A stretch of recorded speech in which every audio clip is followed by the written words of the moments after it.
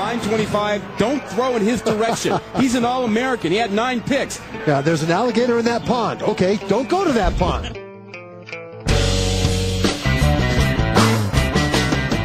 Gonzalez, downfield, wide open, Broussard, a blown coverage, and the game's first points couldn't be easier for the Spartans. 76 yards. Gonzalez drops the throw, picks up some protection, rolls the pocket. He has Jones, makes a move at the 10. He'll walk into the end zone for a touchdown. Here comes the pressure.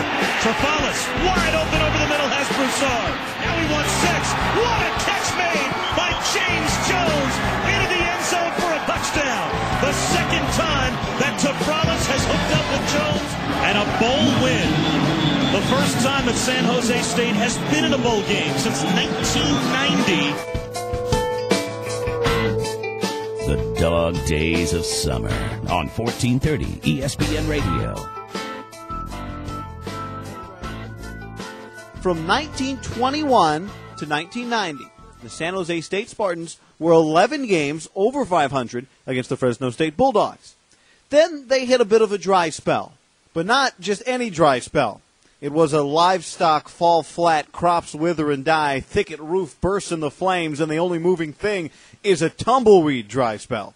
From 91 to 2005, the Bulldogs beat the Spartans 12 straight times by an average score of 41-25, including a 45-7 drubbing in 2005.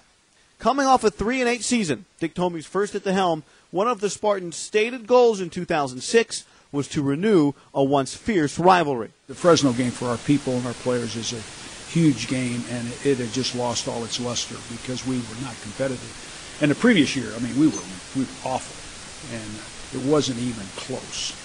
And for us to be more competitive against them was gratifying. So last season, with the Spartans celebrating a revival, they were 7-4, already headed to the New Mexico Bowl with one game still to play, a home game against Fresno State. Mike Chisholm calls the San Jose State games on the Spartan Radio Network and says that even all that had been accomplished, there was still something left to prove. Coach Tomey said, listen, this season, the regular season will not be complete unless they do one thing, and that is renew the rivalry. He let everybody know it was probably the biggest win of the regular season, without a doubt. The 24-14 Spartan victory sent the team and their fans into a frenzy.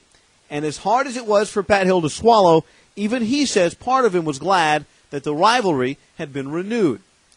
This season, the Spartans find themselves in a bit of an unfamiliar position. Expectations are very, very high. Last year's bowl team got so many people fired up, first bowl game since 1990.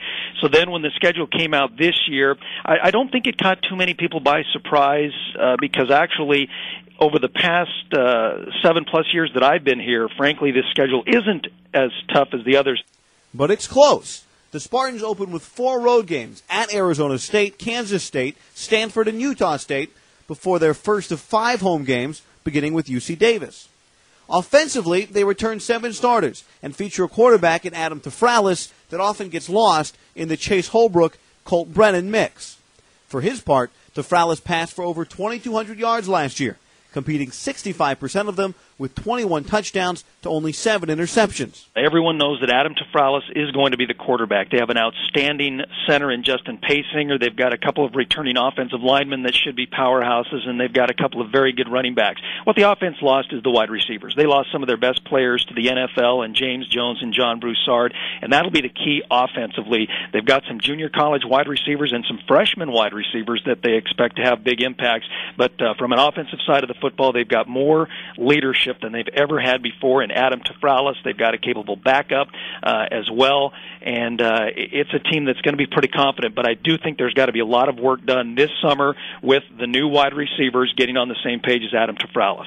On the other side of the ball, 8 starters return to a unit that loses 3 of its top 4 leading tacklers, but boasts Dwight Lowry, who intercepted 9 passes last season. Dwight Lowry last year was a first-team All-American. He was a Playboy All-American. He is a great cover cornerback. He's going to be in the NFL after his senior season. Linebacker Matt Costello. He is an All-American candidate this year. He's from San Jose, and he is turning into one of the more vocal leaders on the team. He was pretty silent his first 3 years, but Costello is anchoring a very good linebacker core.